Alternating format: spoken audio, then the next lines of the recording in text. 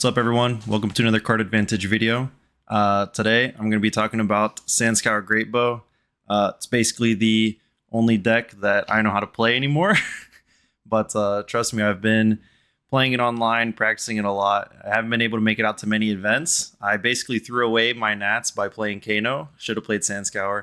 But I'm back at Sandscour again. Played it in ProQuest season. And if I can get out to any more ProQuest this season, I'll definitely keep playing this deck. It's been a while since I posted about the deck online, so just wanted to share the deck list and where it's at right now. For those of you that don't know, Sandscour Greatbow is a bow that you can use in the Ranger class. I think Azalea uses it best. Basically, instead of Death Dealer loading and getting a card draw every single turn, Sandscour Greatbow gives you the option to look at the top of your deck. You can load a hit card from there, or load a card from your hand, put it face up into Arsenal. The more cool part about this is that any card that comes off the top of your deck gets an aim counter. And aim counters are very strong. They have a lot of strong mechanics that they came out of Dynasty with. They gave us some more strong aim counter mechanics in Outsiders. And specifically recently, we've gotten a couple buffs. Judge, Jury, Executioner is a super strong aim counter effect. Discard all but one if this hits and has an aim counter on it. Normally this ends up discarding two because obviously they'll block with one if this is going to hit anyways. But that's super strong. Stone Rain is a buff that we got out of the Azalea Armory deck, where the aim counter gives it Dominate and then kind of an aggressive Intimidate, where they get the card back at the end of their next phase if it hits. And the last buff that we've gotten to this strategy is not an aim counter buff, but the last buff we got was this card Long Draw Half Glove in Mistveil. This card is crazy good for this strategy. It's not as good for Death Dealer, but it is very good for countering Warmonger's Diplomacy in Death Dealer. But we just play this card in main deck in Sandscour Greatbow. One of the huge disadvantages to Sandscour Greatbow, if you've ever played it, is having a massive tempo advantage, having momentum for multiple turns in a row, and then you draw just 4 arrows in your hand. So this allows you to mitigate that by putting 2 of your arrows on the bottom of your deck to buff your on-hit, to actually try to hit with it and continue to maintain momentum and hope to draw a better hand next turn. Aside from that, you can go back and watch my original video on Sandscour Greatbow from like a year and a half ago to get a lot of ideas on like the main strategies of the deck. But I just wanted to post this to talk about some changes that I've made to the deck. Obviously the upgrades that we got over the last year and a half, and how it's been playing in the recent metagames. So the main idea with Sandscour Greatbow is it's good when you can target very specific things.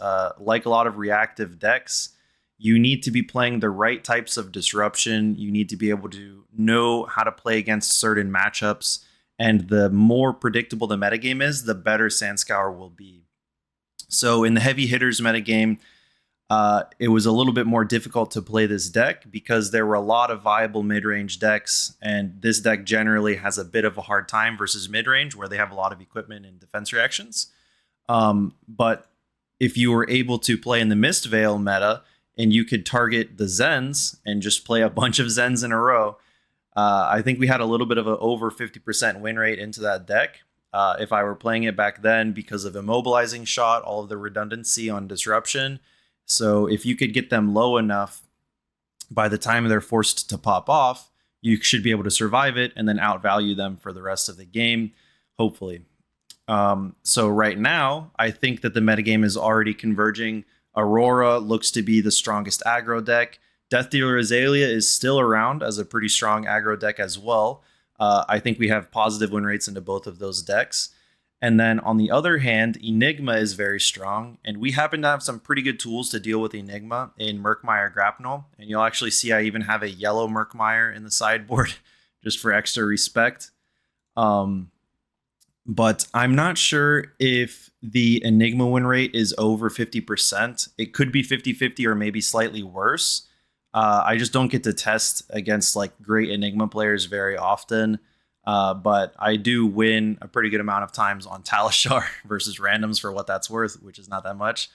But we do get to just repeatedly hit them with on-hit effects, repeatedly cast Murkmire. We can cast Murkmire like 6 more times per game than Death Dealer can because of Memorial Ground. They just have a really hard time keeping a board. And also because of New Horizon, we're able to keep an extra arsenal slot So the time that they do commit to the board, hopefully we have 2 arsenals and we're able to go really tall with our Murkmire and punish their commit right away and just get rid of all of their wards.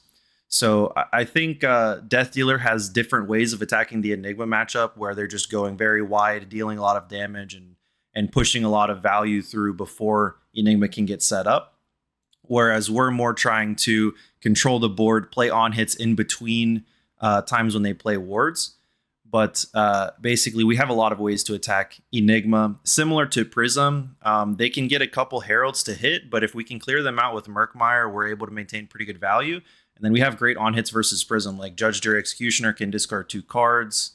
Battering Bolt or Barbed Undertow can sometimes cancel their entire turn. If they only have yellows and you name yellow, they can't pitch anything. Their turn's just over. So I think the idea right now is the metagame, at least early on, it seems like there's a small number of very good decks. And in the next couple of weeks, Dash.io Armory deck's going to come out. And I think that's going to be probably the new, one of the best decks. And that's an aggro deck. We can try to do a lot of different things to attack that. Immobilizing Shot is a great card versus that. They're not going to be able to boost multiple attacks. They're not going to be able to play multiple items on their turn.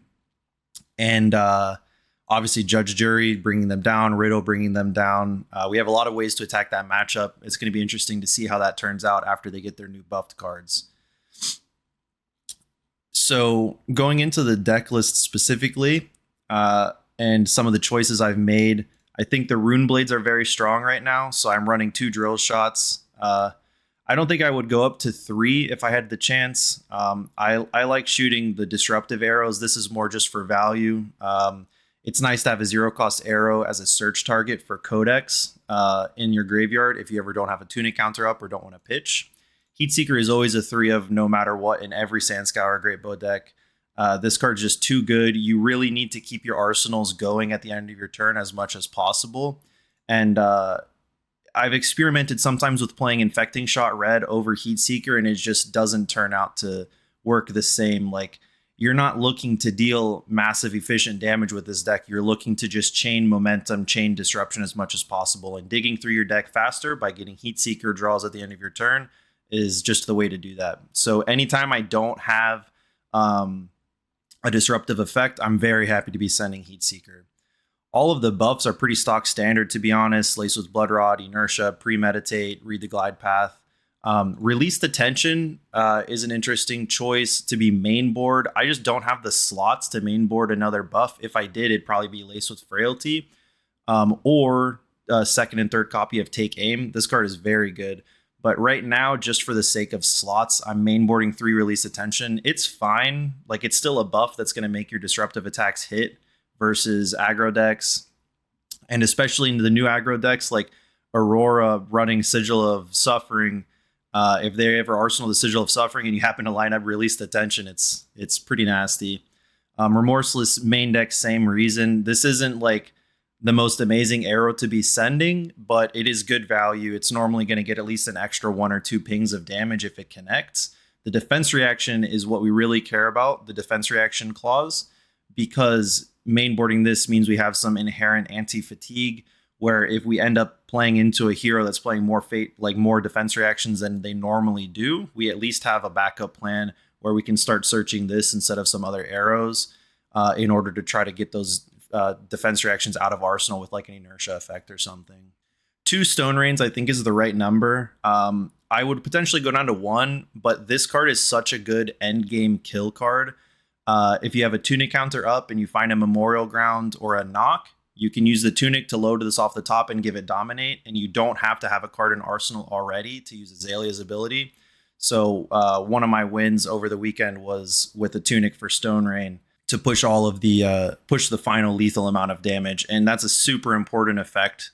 The Banish effect, if you pair it with Seek and Destroy, you can actually force the Stone Rain to trigger first because you own the Stone Rain and Seek and Destroy effect. So you force Stone Rain to trigger first and then Seek and Destroy to destroy the card. So Stone Rain actually ends up being a discard on hit if you have Seek and Destroy paired with it. So this card's very good. I don't think going to 3 is very good. If I wanted another 0-cost arrow, it would be the 3rd drill shot, to be honest. This card's really just good when you can search it, I believe. It's also nice if you blind Azalea into it. You can just leave the aim counter for a later turn, and it'll be dominate again. Maybe you find a Deadeye with a tuning counter or something. Take Aim is a super overperforming buff. It's just not better than any of the other buffs I have right now. And like I said, I really want to have 3 Release the Tension as a backup plan if I pair into a defense reaction deck. If I had more slots, it would definitely be Take Aim. This card is so good to, if you have like 3 arrows and a Take Aim and no card in Arsenal, you Take Aim the card into Arsenal, blind Azalea to hopefully find another buff. If you find an arrow, it's fine. Now you can load one of the arrows from hand, shoot the dominated arrow, and then Arsenal your second card. If you find a buff, it's obviously better. But just being able to blind Azalea every turn is really what this deck wants to be doing, and Take Aim does enable that. Codex, Deadeye, both self-explanatory. 3 Memorial Grounds. I've been having some thoughts to go down to 2 every once in a while, but I just can't get myself to do it. This is really an enabler for the strategy, and people say that it's not a good card. It nags you by a card, like you go down a card just to use this to get an effect on the top of your deck, but you just really need to maintain momentum. The second you go for like a big damage play, like even if you put your opponent to 1 but they're like a combo deck and they kill you next turn, then it would have been better to have done something disruptive to live another turn and chip them down that way. So the way I play this deck and the way I put the plan together, 3 Memorial Ground is just necessary every single time. We're a little bit low on blues compared to where we used to be. You'll notice if you watched the Sandscour deck tech from over a year ago, we used to be on 3 Fletcher Red Tails. That card's very good, but we've needed to come down, and coming down on blues is really nice. We don't have to pay for Fletcher Red Tail, and coming down on blues means that we have a higher threat density. We still need some blues because we want to be activating Sandscour every turn, and we also want to be playing Deadeye anytime we see it. Deadeye is very important for disrupting your opponent when all you find is a drill shot or a remorseless. This lets you still disrupt your opponent when you don't find one of your inherent disruption arrows. So we really, really want to be able to cast Deadeye anytime we see it with an aim counter. So having enough blues is very important. As well as Battering Bolt. This card is insanely strong right now. I mean, it has been in every meta, to be honest, but there's so many things that Battering Bolt hits that anytime we find a Battering Bolt, we want to be able to cast it, and we need blues for that. So if we end up blind Azaleaing into a Battering Bolt with a hand with no blues in it, it's totally okay to just save it for the next turn. We'll probably draw a blue then, or a yellow, and be able to cast it then. So we definitely want blues.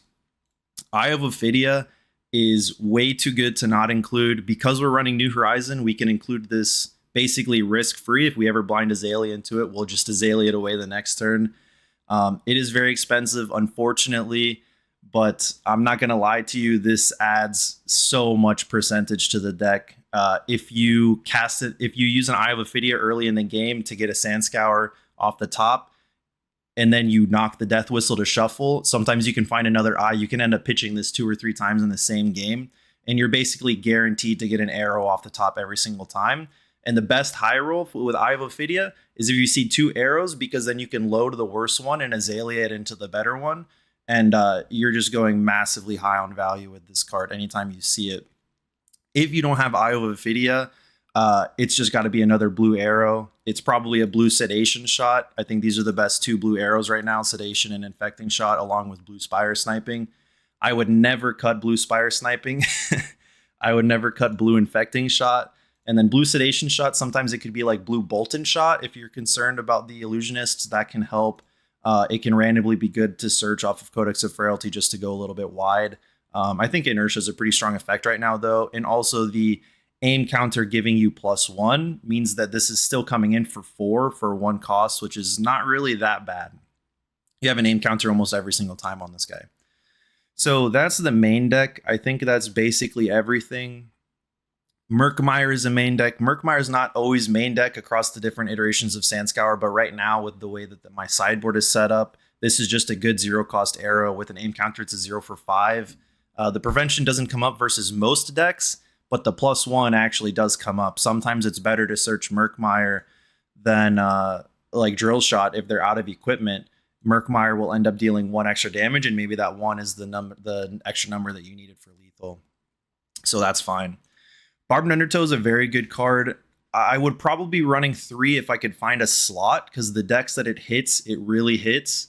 I think Barbed is one of the better search targets versus Florian right now. The Florian mid-range decks that just want to be pitching a blue for Plow Under, or the Trees card, which I can't forget the name of, the 2 uninteractable disruption cards. They kind of just want to block you out and pitch a blue for some disruption or annoying effect. If you can tell them that they can't pitch blues, I think it's a pretty good effect.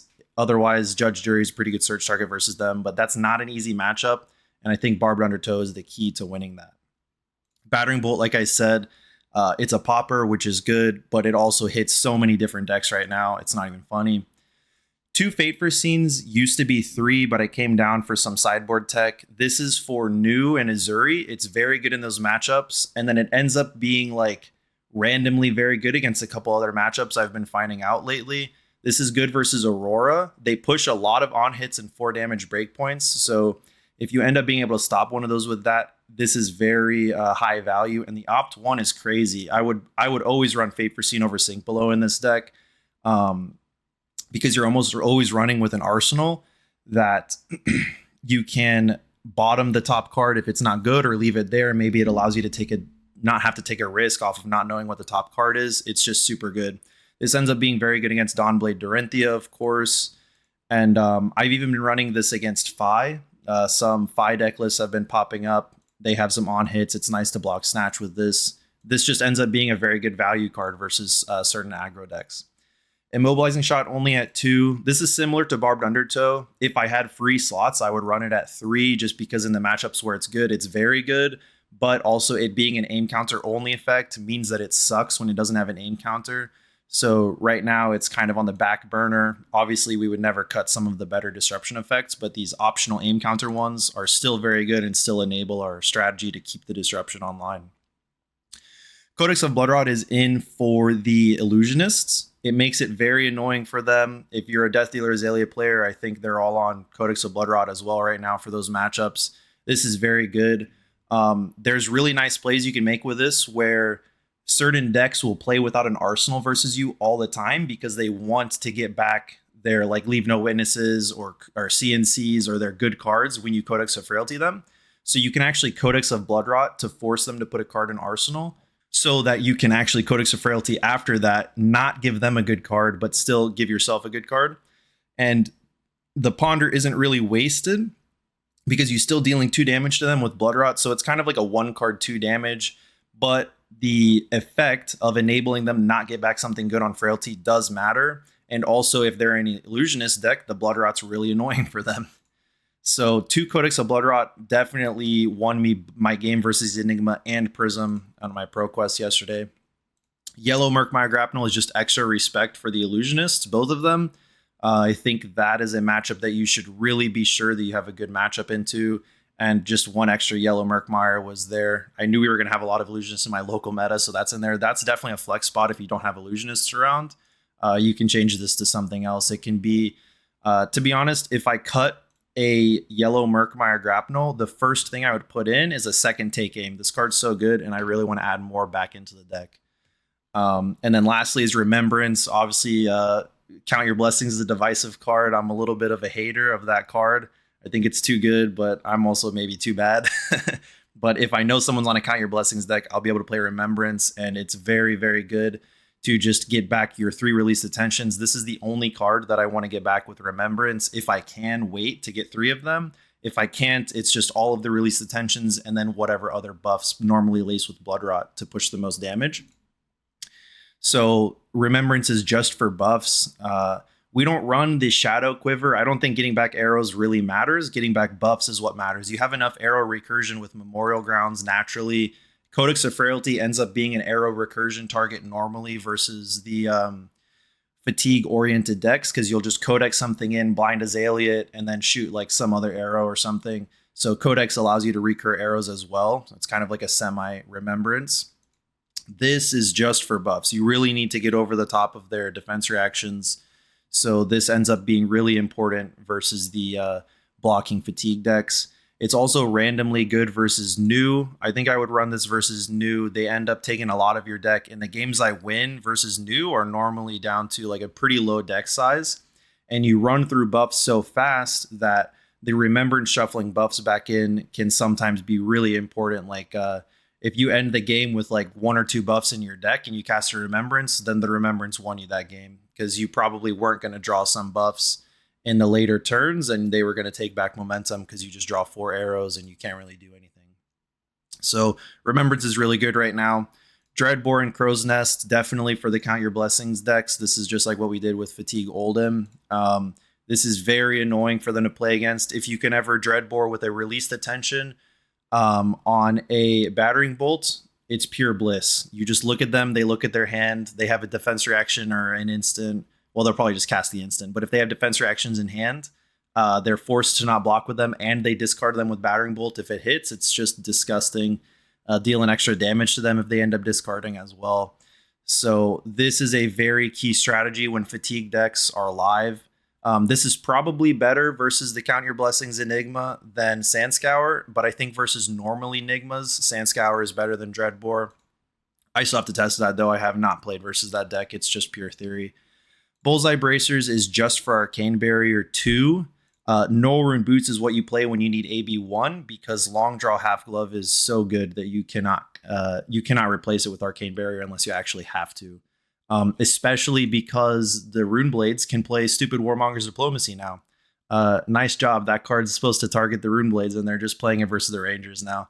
So Auroras that play Warmonger's Diplomacy, you're going to be running Arcane Barrier in your boots so you can stop a Sigil of Suffering with a Tunic every once in a while, or if they have like a Channel Lightning Valley on the board. That's very important to be able to do. If you need AB2, the Bullseye Bracers comes in, plus the Spellfrayed Cloak versus Kano, they can still high roll you. And then Snapdragon Scalers is just for the Illusionists. I went through a phase where I was running Snapdragons versus everyone, but I was ending so many games without using the Snapdragons. It's probably a skill issue because I'm not really an aggro player, but you just don't have that many opportunities where Snapdragons pluses you a card because you're able to arsenal cards so well in this deck that you're never really forced to like push through a arrow a second time in a turn. And sometimes it's actively bad. Like if you dominate a red in the ledger, snapping to shoot them for 5, they're just going to block with their extra 2 cards and get value out of them that they wouldn't have otherwise because they were under red in the ledger. So this is really just for pushing damage versus the permanence effects. Versus Enigma, if they're on the Spectras, this is important to be able to kill the Shimmers of Silver. I would not use it to kill Haze Bending because normally we're able to cast Murkmire Grapnel enough that the Haze Bending doesn't really matter. But Shimmers does matter. The first time they Shimmers a Mirror Guy, it's worth 2 extra value. So even though you might shoot like a 4 damage arrow at it, the Shimmers normally will get enough value to where it's worth it. Otherwise, Snaps is also used for if a deck is definitely on Warmongers and you're not going to be ABing versus them because Snapdragons is anti-Warmongers. Long Draw being anti-Warmongers is very good. So Snaps is for like, if you think the game is going to go long enough that they can play a second or third Warmongers, then you should play Snapdragons. If you think the game is going to go short enough that they're probably just going to be able to find one before you're in lethal territory, then I would run Perch Grapplers just to be able to block. Perch Grapplers plus Long Draw lets you block CNC with a single arrow, which is very good. And that's probably more important than being able to cancel the second Warmongers. This is kind of what comes up versus the Ninjas.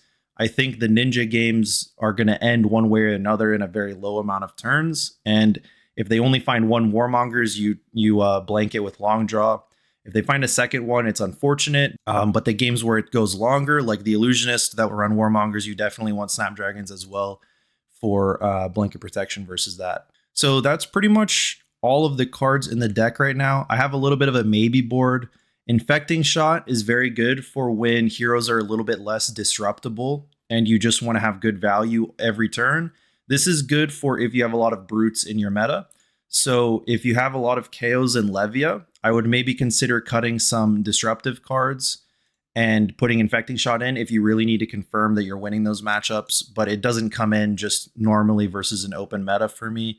I always want to put it in because a 1 cost 6 plus 2 from Bloodrot is very good, but it just doesn't end up being as good as the enablers. Heatseeker can never be cut. Drill Shot is way too good versus the Bark Skins of the world right now and the other big equipment classes. Murkmire is uncuttable. 2 Remorseless is uncuttable. 2 Stone Rain is arguable, but I think it's too good to be able to finish games. So to be honest, there's a lot of arrows. Like the only arrows that are cuttable are some of these disruptive sideboard ones. And even then, the things that they do versus the number of decks is too good. Codex of Inertia is very good as well versus the fatigue decks. Right now, I'm opting for Codex of Bloodrot just for the Illusionist. I think they're more popular than the fatigue decks because they themselves kind of mitigate the fatigue decks from being able to get too far through events. But if you do have a lot of those in your meta, this is very good, and I would consider running it. It's pretty easy to take advantage of Codex of Inertia.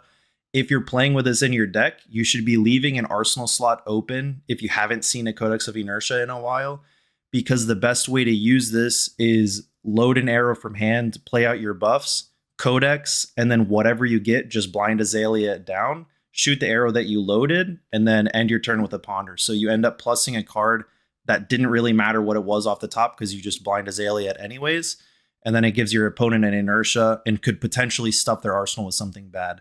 This is not good versus the Mistveil heroes because no matter what they put in their arsenal, they're good because it's a blue that they can transcend, or if it's a red, it ends up just being kind of like a Crown of Providence for them, but they get to choose the discard after the fact. But other heroes, this is very good against the brutes as well, actually. I would run this versus Levia and KO because they have some blues and yellows that they don't necessarily want to be playing out of their arsenal. Tar Pit Trap is if you have specifically a lot of prisms or new. This is very good versus those heroes. If you needed to go up on defense, if you needed to go up versus prisms, then Tar Pit is good. If you have news, I would add the 3rd Fate Foreseen first and then look at adding 1 or 2 Tar Pit Traps. But obviously, blanking a Herald's on-hit effect just for a single card is super great. And it's also uninteractable. They can't Halo for the Herald of Triumph to like cancel your popper. This literally just stops their Herald hit effect, which is massive value. If you have a lot of Kanos in your meta, I would add a 2nd Spell Void.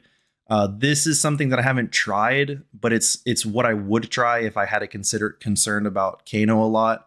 Unfortunately, you lose the effect of New Horizon, but Kano is the one matchup where I think maybe that's necessary. AB2 SV2 is very strong, and the Kano matchup for this deck is not too great. I think it's like probably 40% or worse for us.